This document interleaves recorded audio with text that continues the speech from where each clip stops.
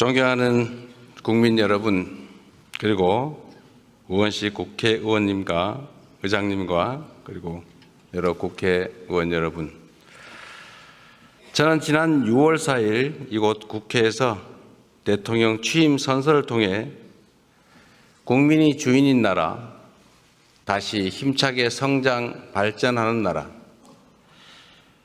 모두 함께 잘 사는 문화가 꽃피는 나라, 그리고 안전하고 평화로운 나라를 만들겠다고 약속드렸습니다.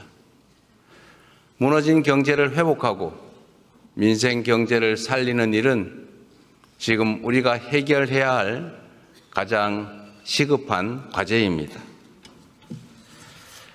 요즘처럼 저성장이 지속되면 기회의 문이 좁아지고 경쟁과 갈등이 격화되는 악순환에 빠지게 됩니다. 새로운 성장 동력을 만들고 성장의 기회와 결과를 함께 나누는 공정성장의 문을 열어야 양극화와 불평등을 완화하고 모두가 함께 잘 사는 세상으로 나아갈 수 있습니다. 자본시장도 정상화해야 합니다. 자본시장의 투명성과 공정성을 회복하면 경제도 살고 기업도 제대로 성장 발전하는 선순환으로 우리 국민 모두가 바라는 코스피 5000 시대를 열어제칠 수 있습니다. 인공지능, 반도체 등 첨단 기술 산업에 대대적으로 투자하고 재생에너지 중심의 에너지 전환을 조속하게 완료하여 기후위기와 R200에 대응해야 합니다. 바이오 산업과 제조업 혁신, 문화산업 육성에도 힘을 기울여서 세계를 선도하는 대한민국을 만들어야 합니다. 외교에는 색깔이 없습니다. 진보냐 보수냐가 아니라 국익이냐 아니냐가 유일한 선택 기준이 되어야 합니다.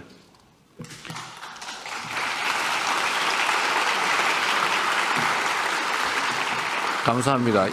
우리 국민의힘 의원들은 반응이 없는데 이러면 좀 쑥스러우니까.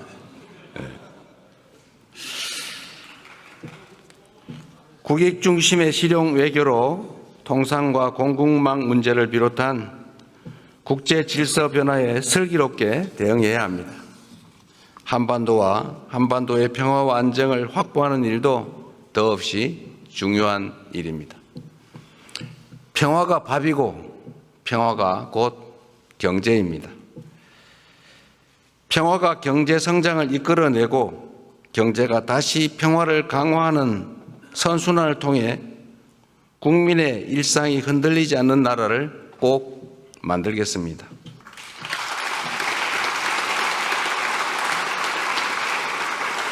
이 자리를 빌려 국민 여러분께 간곡하게 협조 요청을 드립니다. 새로운 나라, 진짜 대한민국을 만드는 일은 대통령 혼자 또는 특정한 소수가 할 수 있는 일이 아닙니다. 예측 가능하고 합리적인 사회를 만들기 위해서는 우리 모두가 최소한의 합의를 꼭 지켜야 합니다. 규칙을 어겨서는 이익을 볼 수 없고 규칙을 지켜도 결코 손해보지 않는 그런 공정한 사회를 만드는 일 역시 모두의 협력 없이는 불가능합니다. 공정하게 노력해서 일궈낸 정당한 성공에는 우리 모두가 박수를 보내는 그런 합리적인 사회를 꼭 만들어야겠습니다. 기득권과 특권, 세치기와 편법으로 움직이는 나라가 아니라 공정의 토대 위에 모두가 질서를 지키는 상식적이고 합리적인 사회로 나아가야 하는 것입니다.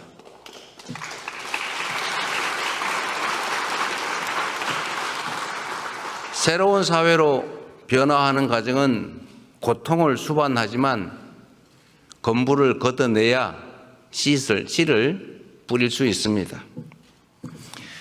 하나된 힘으로 숱한 국난을 극복해온 위대한 우리 대한 국민들의 저력이라면 어떤 어려움도 능히 이겨낼 수 있다고 확신합니다.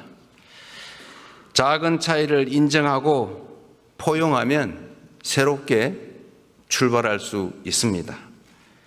짧은 기간이지만 이미 많은 것들이 회복되고 정상화되고 있습니다. 이제 한 걸음 더 나아갑시다. 우리는 할 수 있다는 것을 국민들께 보여줍시다.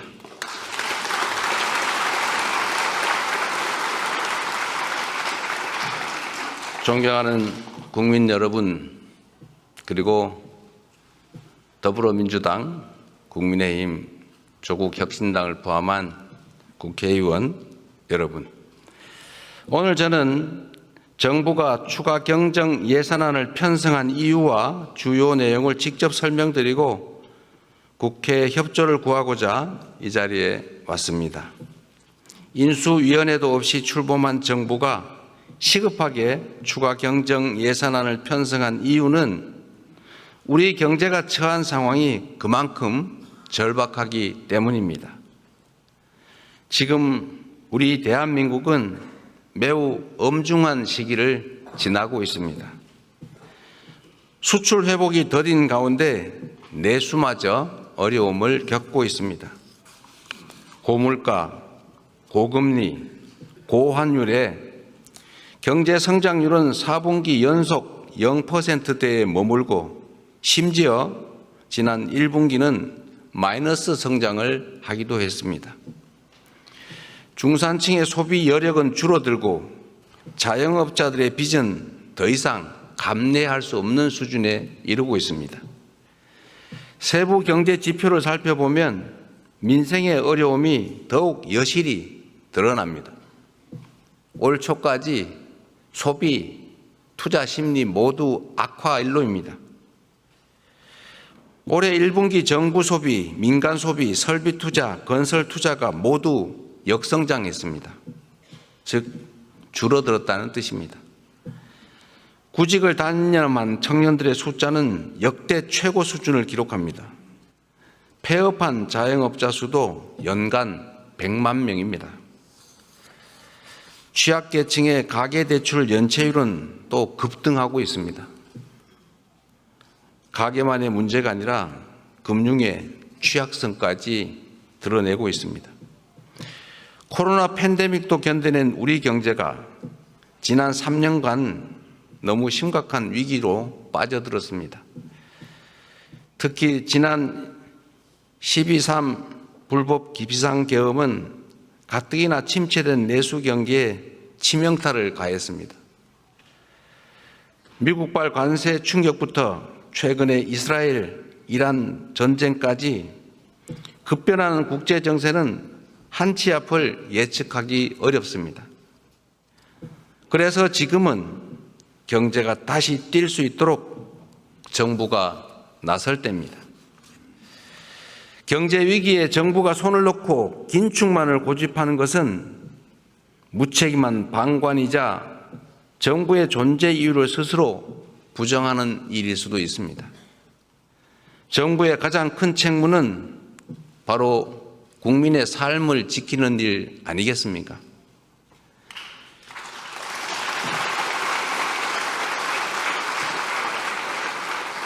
국민의 삶을 지키는 정부, 그리고 위기 앞에 실용으로 답하는 정부라야 합니다.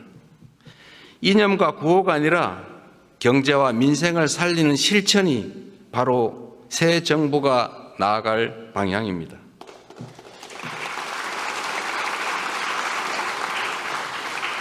국민 여러분, 그리고 국회의원 여러분, 경제는 타이밍이라고 합니다. 지금이 바로 그 타이밍으로 생각됩니다. 저는 취임 첫날 첫 행정지시로 비상경제점검 TF를 구성하고 경기 침체 극복과 민생 회복을 위해서 30조 5천억 원 규모의 추가 경정 예산안을 편성했습니다. 신속한 추경 편성과 속도감 있는 집행으로 우리 경제, 특히 내수 시장에 활력을 불어넣는 것이 중요하다고 판단했습니다. 경기 회복의 골든타임을 놓치지 않도록 국회에 적극적인 협조를 부탁드리면서 추가 경정 예산안 세부 내용을 설명드리겠습니다. 첫째, 심각한 내수 침체에 대응하기 위해 소비 진작 예산 11조 3천억 원을 편성했습니다. 약 13조 원 규모의 민생 회복 소비 쿠폰을 편성해서 소비 여력을 보강하고 내수 시장 활성화를 지원하려고 합니다. 소비 쿠폰은 세금을 내시는 분을 포함해서 전 국민에게 보편 지급하되 취약계층과 인구 소멸 지역은 더 두터운 맞춤형 지원으로 편성했다는 말씀을 드립니다. 모든 국민들은 1인당 15만 원씩을 받으시되 형편과 지역에 따라 최대 52만 원까지 지원하게 됩니다. 지역 경제에 숨을 불어넣기 위해 지역사랑 상품권에 6천억 원 국비를 추가 투입해서 할인율을 인상하고 발행 규모를 8조 원 추가로 확대했다는 말씀을 드립니다.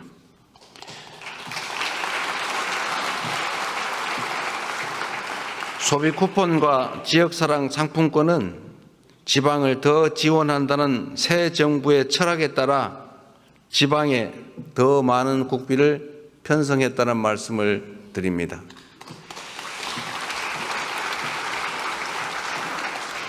둘째, 경기 활성화를 위한 투자 촉진 예산 3조 9천억 원을 편성했습니다.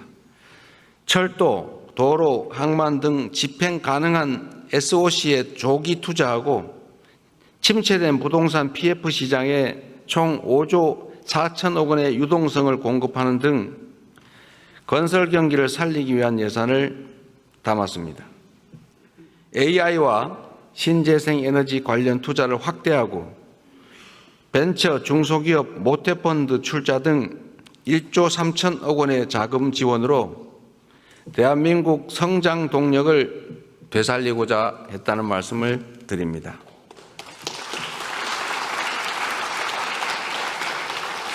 셋째로 소상공인, 취약계층 등을 지원하는 민생안정 예산을 5조 원 담았습니다. 같은 경제 위기 상황이라도 고통의 무게는 같지 않습니다. 코로나 팬데믹 위기부터 12.3 불법 비상계엄까지 극심한 고통을 겪고 계신 소상공인, 자영업자, 취약계층을 위한 특단의 대책이 필요합니다. 새 정부는 빚을 갚을 여력이 없는 취약차주 113만 명의 장기 연체 채권을 소각하겠습니다. 7년 이상 연체된 5천만 원 이하 채무를 정리해서 사실상 파산 상태로 상환 능력을 상실한 분들이 다시 정상적인 경제 활동에 복귀할 수 있는 기회를 부여해 드리려고 합니다. 성실하게 상환 중인 소상공인 여러분들에게는 분할 상환 기간을 확대하고 이자를 추가 감면할 것입니다. 폐업 소상공인의 재기 지원을 위해서 폐업 지원금도 인상합니다. 구직급여와 국민 취업 지원제도 확대 등 고용 안전망 구축에도 1조 6천억 원을 편성했습니다.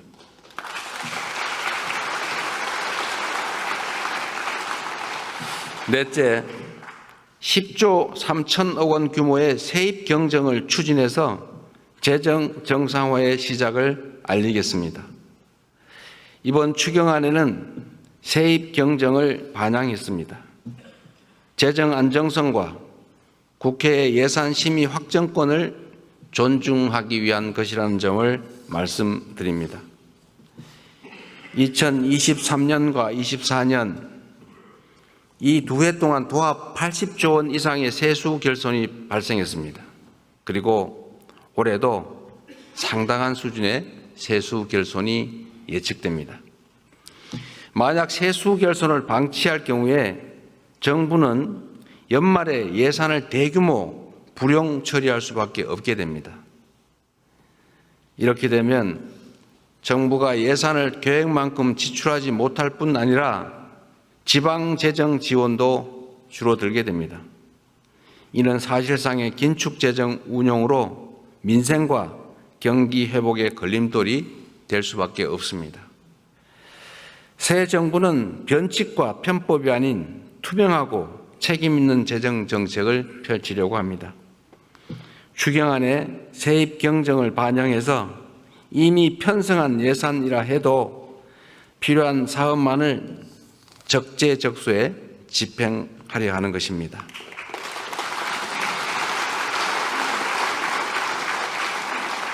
존경하는 국민 여러분, 우원식 국회의장님, 그리고 국회의원 여러분, 경제와 민생을 살리는데 여야가 따로 있을 수 없습니다. 이번 추가 경정 예산안은 경제 위기 가뭄 해소를 위한 마중물이자 경제 회복을 위한 최소한의 조치입니다. 정부가 추경안에 담지 못한 내용이 있다면 국회 예산 심의 과정에서 주저하지 마시고 의견을 내주시기 바랍니다. 특히 우리 야당 의원님들께서도 필요한 예산 항목이 있거나 삭감에 주력하시겠지만 추가할 게 있으시다면 언제든지 의견을 내주시기를 부탁드립니다. 다행히 새 정부 출범 이후에 정치적 불확실성이 해소되면서 소비 심리가 많이 개선되고 있습니다. 정부는 앞으로도 든든한 민생의 버팀목이 되도록 노력하겠습니다. 오직 실용정신에 입각하여 국민의 삶을 살피고 경기 회복과 경제 성장의 새 길을 열기 위해 최선을 다하겠습니다.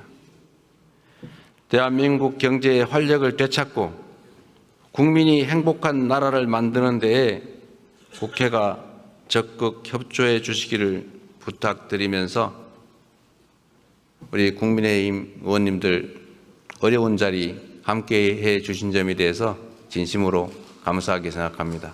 고맙습니다.